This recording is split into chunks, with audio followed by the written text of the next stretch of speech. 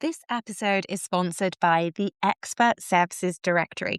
Are you a coach, a consultant, speaker, or trainer who wants to sell your services to corporate clients across the UK, but you're booking fewer than 5 qualified sales calls from your lead generation each month?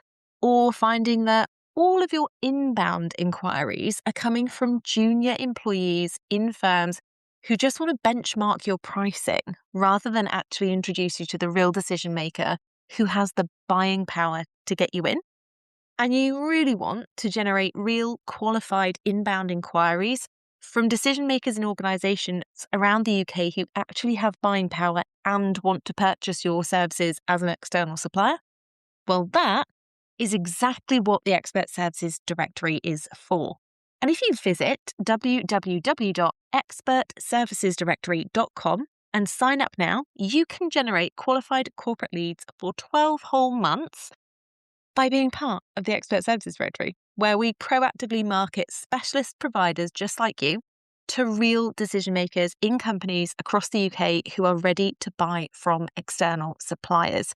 And if you use the code podcast at checkout, all caps, you'll also get a free corporate priorities calendar that you can use to understand exactly what decision makers are prioritising at each point in the year so that you can create solutions that sell all year round as well. All you have to do is visit www.expertservicesdirectory.com and enter the code podcast, all in capital letters, at the checkout now. Right, let's get back to the episode. Welcome to the Selling to Corporate podcast, where we're going to be challenging your sales beliefs around selling to corporate organizations and help you increase your bottom line profits every single month. I am Jessica Lorimer, your sales expert and guide in this world of selling to corporate companies, skyrocketing your company sales and making the impact that you really want in the world. Now, don't forget, if you do enjoy the show today, please do head over to iTunes and leave us a review. But enjoy this episode, and I am really looking forward to sharing some epic sales wisdom with you.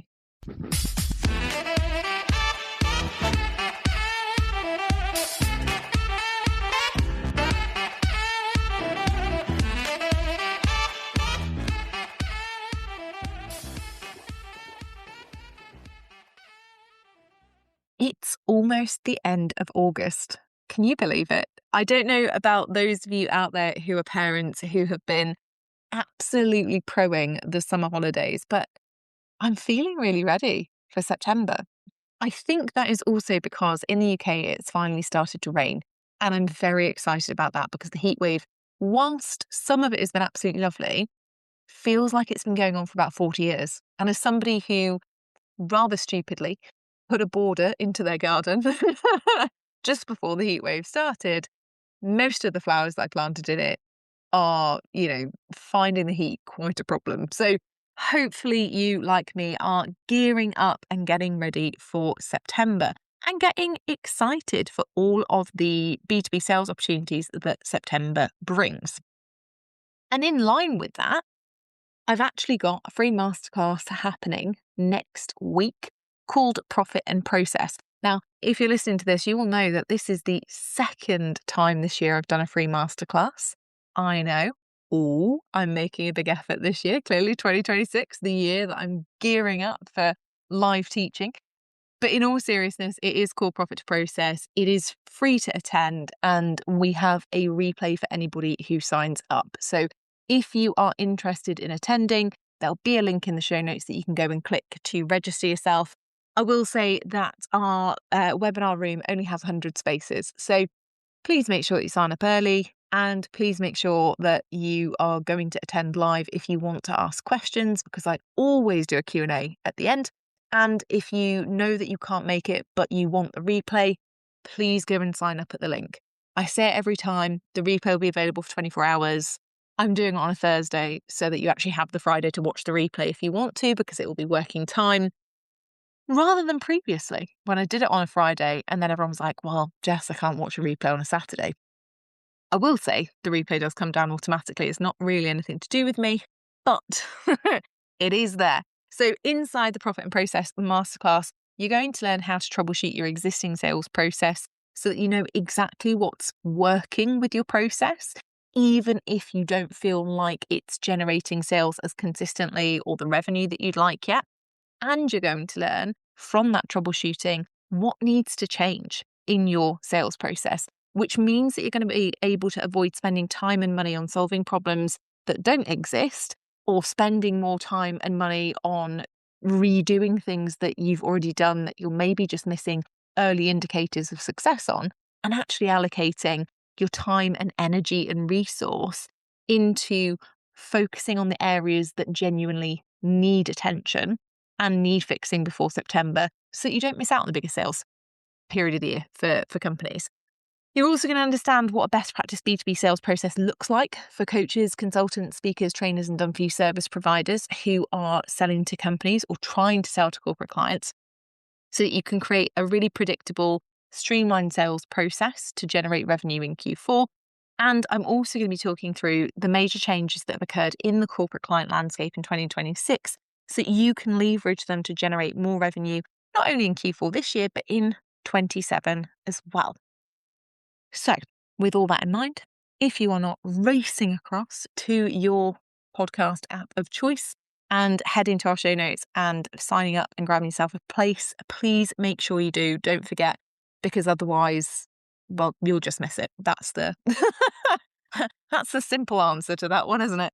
Okay, so today's episode is a really interesting one, and it's interesting for a couple of reasons. Because one, the topic, talking about inbound and outbound sales processes, what they actually are, what is quote unquote best, and what the workload looks like for each of them. But also because the corporate landscape has changed, and we're actually seeing one of the biggest shifts in the last 10 years at the moment in the B2B sales space, which of course is the rise of corporate decision makers using AI platforms to search for external suppliers. Now, this is interesting because with that, I've then had a lot of questions from people who've said, but Jess, if corporate decision makers are using AI platforms to search for external suppliers, should I be focusing more on doing things that are going to get me more inbound leads? And the answer to that is quite complicated, which is why I wanted to do this episode, so that you can weigh up for yourself where you want to spend time and energy. And during this episode, like I say, we're going to explore inbound and outbound sales processes, what they actually are, what the differences are, what the workload involved is, and then you can make a decision on where you want to spend your time and what's most important to you. So, generally speaking, when I talk to people about inbound and outbound sales processes, they have predetermined ideas. And I think we all do, right? Because when we're talking about inbound sales processes, we're talking about inbound inquiries. And whenever I talk about inbound inquiries, coaches and consultants, and I, in that group, also include speakers, trainers, done-for-you service providers. It's just quite a mouthful to say all the time. But people get really excited because they think inbound inquiries and they think sexy. Now, they think sexy because they think, that's going to be leads coming to me, leads who have already decided that they want to buy something, leads who are coming to me to make inquiries directly. And don't get me wrong, that is a great, exciting, and positive prospect.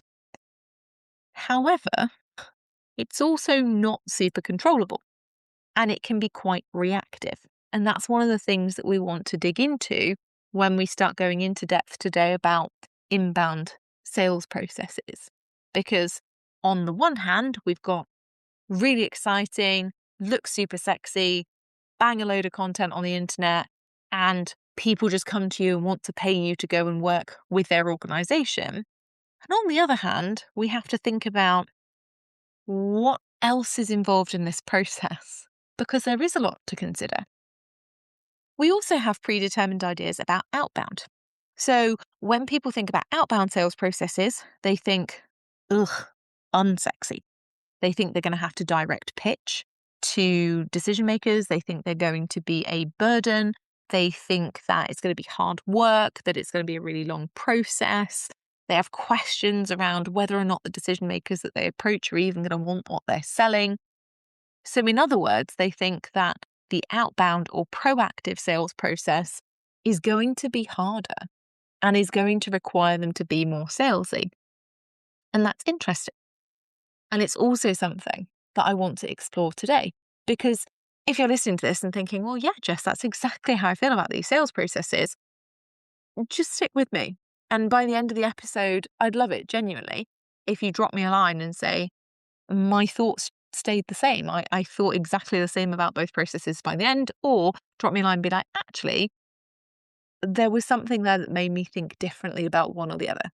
I'd just like to know, mostly because I'm nosy, but also to inform future podcast episodes. I transparency here.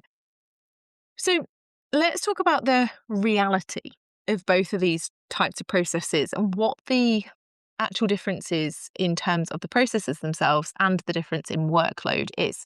And of course, if you feel at the moment that you have a good inbound sales process in that you're always getting inquiries, but you don't have a great outbound sales process and you want to create one, or on the other side of things, you have a great outbound sales process, but you never get any inbound inquiries, you should sign up to the free masterclass. So you should sign up to Profit and Process. Use the link in the show notes, because in that we'll be troubleshooting actively together the parts of your sales process that mean that you have a good inbound or good outbound or vice versa. Okay. So let's talk about both types of process then. When we talk about inbound sales processes, we are talking about inbound inquiries. Now, again, I will state that everybody loves an inbound inquiry. At the moment, we are sitting in this interesting time period where we're hearing a lot of noise about the fact that there is the biggest shift in over 10 years in the B2B space, with corporate buyers using AI platforms to search for external suppliers. And with that, that means that there's a rise in people who are thinking, maybe I should go and spend tons and tons of time trying to improve my brand, my website, my content, my everything that is involved with social media, so that I generate more inbound inquiries. But inbound inquiries don't always have to be cold. Your inbound inquiries can also be from referrals, from low-hanging fruit activity, from previous clients who worked with you in one organization and then they've moved and remembered you and approached you about something else. And so what we look at with inbound inquiries is essentially a reactive sales process, because with inbound inquiries, we are making the assumption, and rightly so, we're making the assumption that the person, the decision maker, is coming to us because they have identified a need that they want to solve, and they're coming to us because they think that we are going to be an option or the right option to solve that problem. Here's the thing though.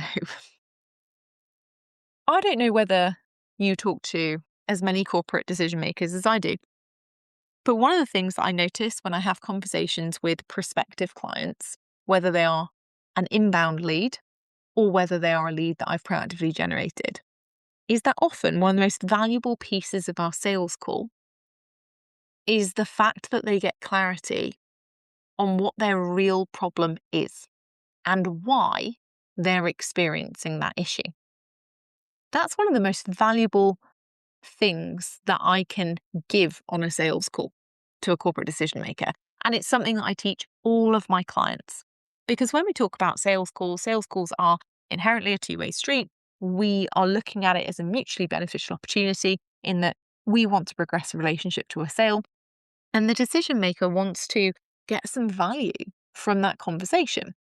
And like I say, the maximum value I can add is giving that decision maker clarity on the problem that they're having and why they're having that problem from my area and level of expertise. Because sometimes decision makers don't always equate the problem they're having with the real issue at hand. And they don't know that because they're not the expert in the space that you or I are. And so when we talk about inbound inquiries, the first thing we always have to consider is the quality of the inquiry.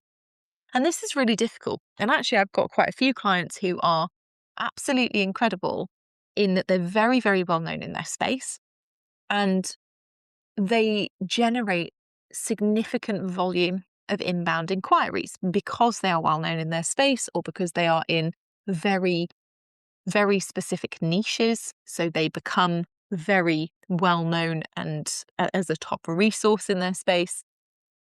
And one of the things that we always discuss is lead quality, meaning the inquiry that's come in, has it actually come from a decision maker, meaning somebody who genuinely has responsibility for your area of specialism and also has control over the budget to pay you? Has the inquiry come from somebody who understands what their problem really is and is looking for the right solution? Or is it coming from somebody who is hazarding a guess and is going to need further education? This is a big part of filtering and creating successful inbound sales processes. Because when we see people who've got an awful lot of leads, and specifically an awful lot of inbound leads, what often happens is that they will book a phenomenal amount of sales calls. And unfortunately, a high percentage of those sales calls are low quality, meaning that they are not qualified leads. So either the decision maker or the person who actually attends the call or books the call is a junior team member. So they don't have a full idea of the problem or the scale of the problem. Maybe they don't know about the practicalities involved in posing a solution. Maybe they don't have the level of influence required inside their organization to effectively sell in a solution. And they're actually just responsible for benchmarking pricing, and getting a few quotes out there. We also, with inbound calls, can spend an awful lot of time filtering through that because we have to do this qualification process to understand whether there is genuinely a qualified opportunity available or whether we are simply participating in an organization's procurement process or whether we're participating inadvertently in an organization's benchmarking process, or even whether there's just somebody who inside the organization is particularly keen to solve a problem but doesn't actually have the commercial impact and influence inside the organization to move that forward with a real solution, right? So what can happen with unqualified inbound inquiries is that either we put lots of time and energy into qualifying them, or we end up having lots and lots of sales calls and sending lots of proposals that junior team members promise that they'll pass up the chain. And then we get a no because they say, oh, we just didn't have budget, or, something's changed, or we get ghosted entirely, right? And that's very, very common when it comes to inbound inquiries. However, we also, because again, we always have to look at, the pros and the cons, right?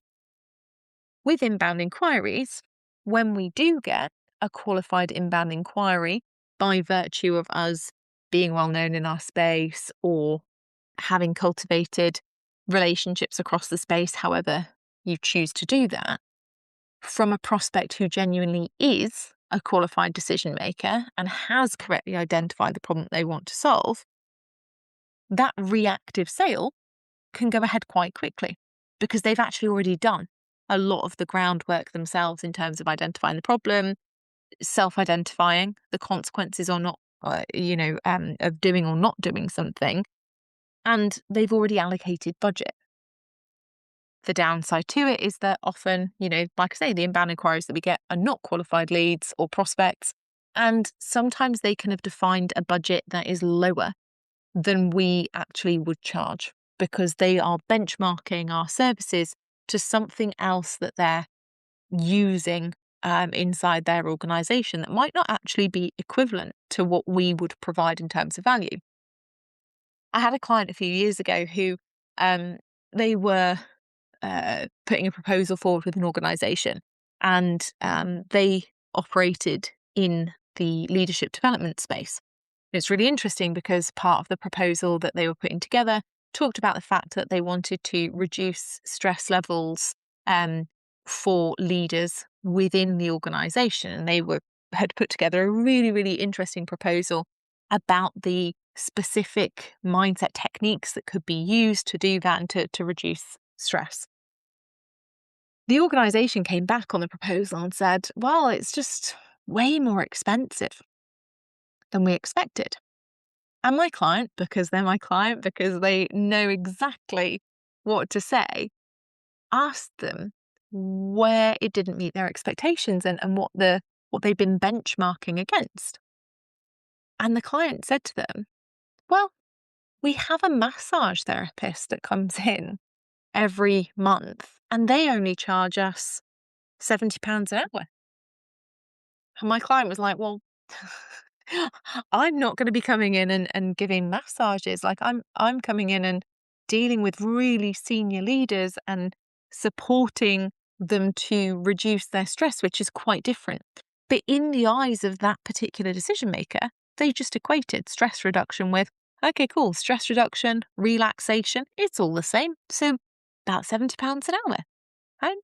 And this can happen with inbound inquiries because, like I say, they are not necessarily the expert that you are in your space. They don't always have an idea on pricing. And so they can have made some decisions that are great around going out and finding the right solution, but they can also have made some interesting decisions about what they want to pay for that. So when we look at inbound sales processes, it is absolutely not to say that if you get an inbound inquiry or an inbound referral or something like that, that you shouldn't proceed with it. But it is to say that it requires significantly more qualification. And in terms of workload, it also requires significantly more work to generate steady inbound inquiries. Because if you've ever generated inbound inquiries before, you'll know that they are unpredictable at best, right?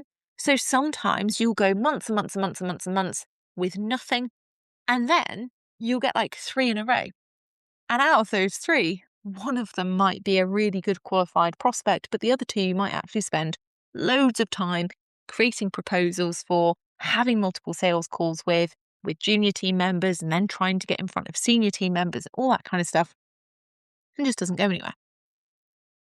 To create steady inbound inquiries, you have to do the work. And part of that work obviously is going to come down to the shift that we're seeing in terms of corporate decision makers using AI to actively search for external suppliers that they want to hire in the near future.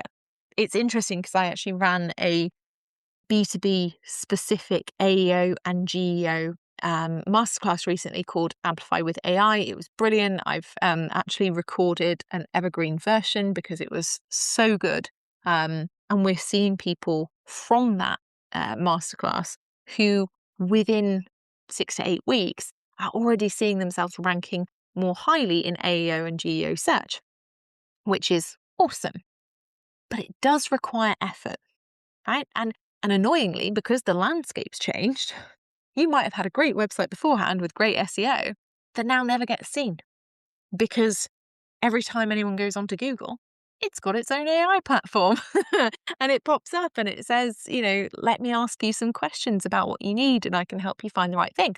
So people who've spent years and years and years creating amazing websites and spending lots of money on SEO, suddenly it's not doing what it was in terms of producing inbound inquiries. And they have to change that strategy. And actually creating and curating that steady stream of inbound inquiries takes a significant amount of work. And that's where we see lots of people spending lots of time on creating content, right? And by creating content, I mean spending a significant amount of time posting on LinkedIn, writing articles, going to networking events, speaking for leads, doing these things because they have to cultivate environments where they are able to be seen at volume consistently to generate inbound inquiries on a predictable basis. And that's a lot of work. It's not to say that you can't do it, but it is to say that you do need to essentially become the equivalent of a LinkedIn influencer. And as I'm saying that, I realise there'll be people who are like, I've had 2 inbound inquiries in a year and I'm not a LinkedIn influencer. And I get it. But what we're talking about is a steady stream of predictable inbound leads, meaning that you would know I'm going to generate 10, 15, 20 inbound leads a month. Okay, so this isn't for the person who has generated 2 inbound leads in 6 months and is thinking, oh, yeah, well, I'm not doing all of that stuff, but I've got a smaller amount of inbound inquiries. If you wanted to build your business and sales process on inbound inquiries, you would need to spend a significant amount of time on LinkedIn or other social platforms building your personal brand. You would need to be contributing to articles regularly. You would need to be making sure that you were speaking or networking at large events to fill your inbound lead pipeline.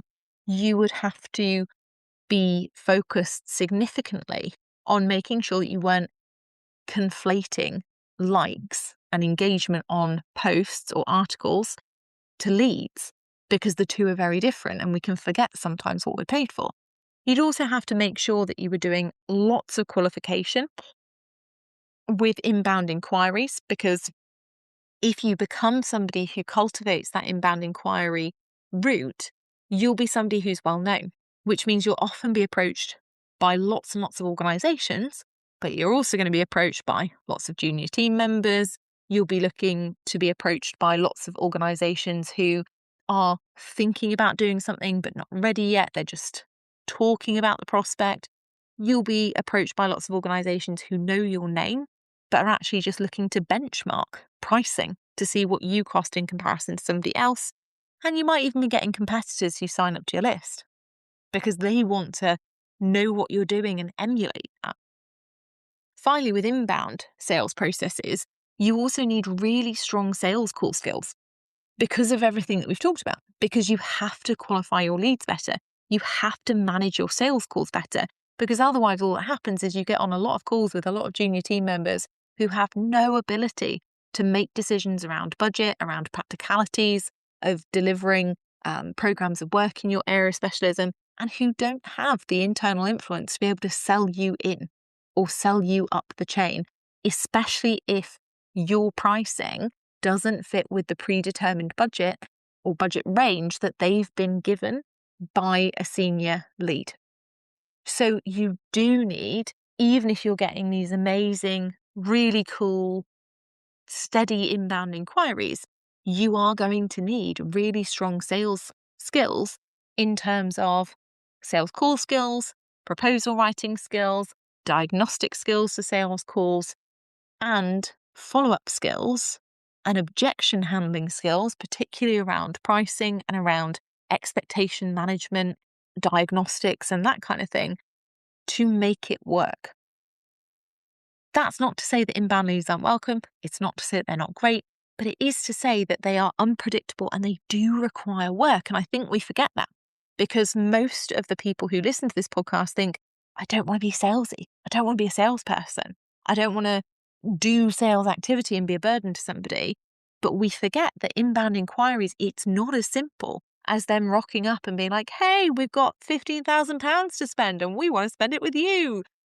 That's not necessarily always the conversation that we're going to have with inbound.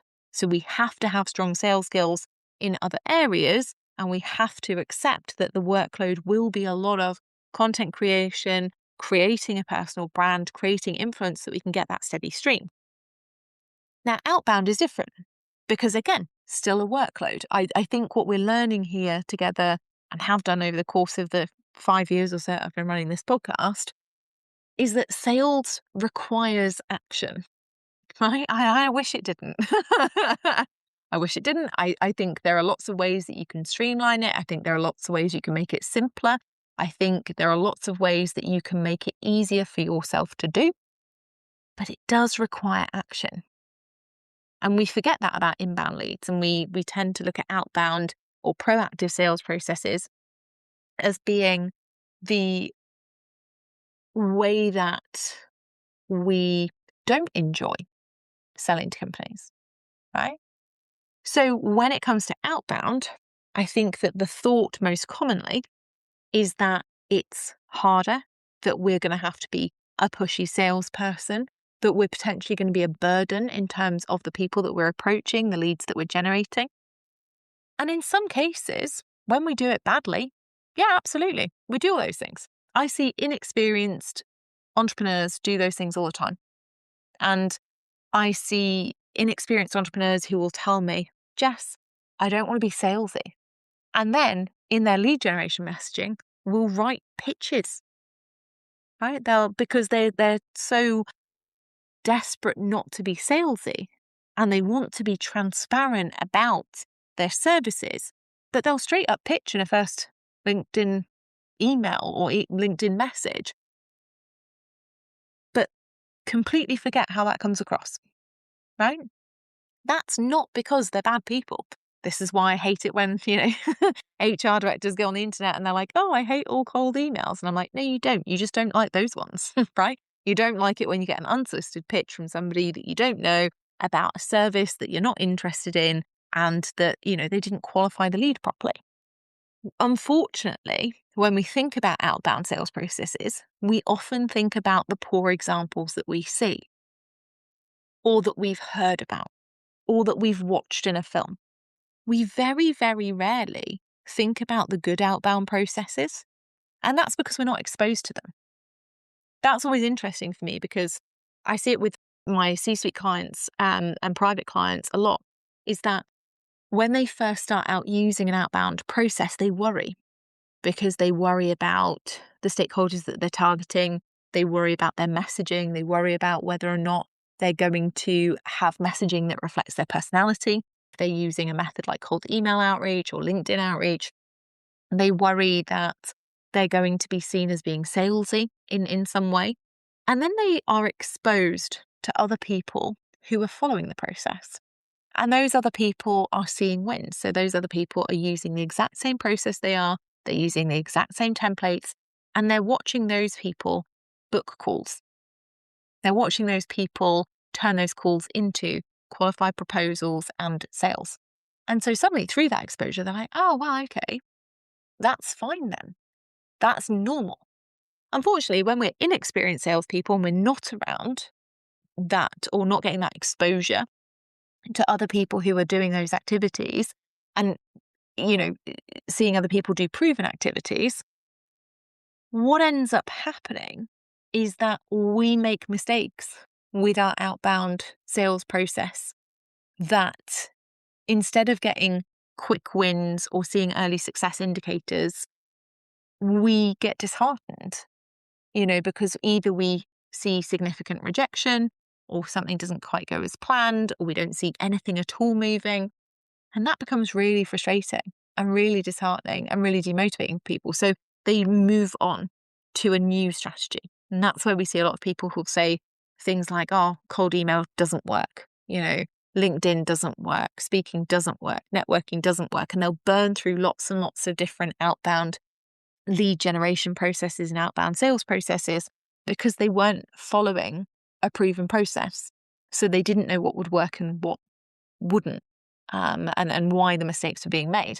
And again, this is why it's so important if you're not really sure where your sales process is going well and where it's going slightly awry, that you attend the Profit and Process Masterclass next week, because that will give you a troubleshooting guide so that you do know and so that you can spend time worrying less about things that actually showing early indicators of success and more time fixing things that actually do need the care and attention. All right. So when it comes to outbound processes, we're looking at outbound sales processes in a best practice way. What we recognize and realize is that they require more thought in the beginning, because setting up an outbound sales process is brain consuming. Clearly it's still hot enough that my brain is not firing, but it is challenging because if you haven't come from a sales background, if you haven't been exposed to sales processes, and you are essentially experimenting in your own business on your sales process, you don't really know what's going to work and what isn't. So you're always taking a bit of a punt on it, right? When we look at outbound sales processes, and specifically successful ones, we're looking at processes that do require more thought in the beginning, particularly around areas like lead generation. So having a clear understanding of the ways that you would target, identify, and approach qualified decision makers so that you don't have to waste time qualifying them in the sales call piece because you've already done that pre-qualification. It also requires having a proven process at each step of the sales framework. Because what happens when we look at sales frameworks that are successful is that each stage generally leads into and contributes to the success of another stage. Okay. Now, this is really interesting because when this happens, when we do it in the right way, and you'll see this if you attend the masterclass next week, when we do this in the right way, we can actively pinpoint, preempt, prevent, and actually adjust sales outcomes if the process has gone a little bit wonky. We can take it back, we can fix it, we can make changes that are positive in any situation. If we don't have a process and we're not following a process, what ends up happening with our outbound sales or our proactive sales process is that we end up trying to avoid standardizing anything, right? We're attached to every single part of the process for each individual client. And so we overcompensate massively in each sales process that we're engaged with, because we're so afraid of losing it. Whereas actually the whole point of an outbound sales process is to have something that is completely predictable. It's to have something that is completely scalable. It's to have something that doesn't actually rely on you, that you could turn around to anyone else and say, okay, cool, here's exactly what I do. Here's the exact process that I use for lead generation. Here's the exact process that I use for sales calls. Here's the way that I handle objections. I want you to go and do those things, and you can pass it over. Now, outbound sales processes do require that clear, proven process piece, because a significant part of a successful outbound sales process is about metrics management, right? Again, with inbound, we can't control our flow of inbound inquiries. We can only control the activities that we do that we hope provide them. So we create the content, we, go out and speak at events, we go out and network, we do all the things that are going to bring that volume of inbound inquiries in. With outbound, we turn that completely on its head. We're already predicting or able to predict what our sales pipeline will look like because we take proactive control for each stage of the sales process. We know how many leads we're going to put through a particular lead generation process, like cold email outreach, for example. We know from that how many of them should turn into sales calls. We know from that how many of those sales calls should turn into proposals. We know from that how many of those proposals should turn into sales. We know from that how much our average transaction value should be. And this is interesting because I spent some time this week actually working with a brand new client. I went down and ran a B2B sales intensive for a mental health and well-being brand to build out their entire B2B sales process in a day. Really, really incredible work. And they had been not scattergun in their approach, and certainly not intentionally, but they'd been very reactive. They'd been focused very much on looking at tenders and looking at inbound inquiries. And what they were finding was that their conversion rate was very low. And what they actually wanted to put in place was something that was predictable and scalable so that they could continue to hire more salespeople and that they could increase their conversion rate without increasing their workload significantly, right? And that's what outbound sales processes give you the ability to do.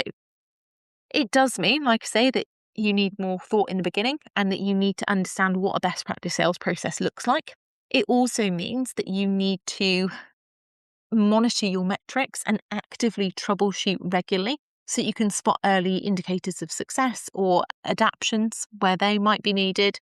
And it also means that you need to have good sales call skills, because in sales calls with cold leads, you don't have the same level of awareness, brand awareness, or rapport that somebody who's generating a significant amount of inbound inquiries has.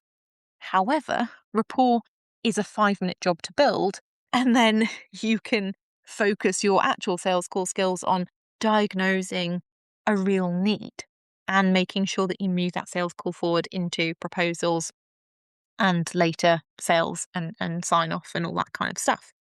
Again, it's not to say that in outbound sales processes are perfect, but it is to say that we need to have a balance, and that you need to, as a business owner, understand what you want.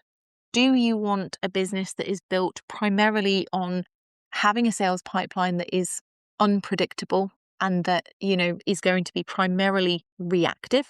Meaning you want to have a business that is going to be primarily inbound leads because you feel like it's going to give you that best chance of having people come to you when they've got budget, when they know what they want? Or are you somebody who wants to have a streamlined outbound sales process where you feel like you're more in control because you can monitor the metrics, you can predict the outcomes, you can get very granular and know when to turn the sales tap on and off? It might be that you're like, actually, I want both.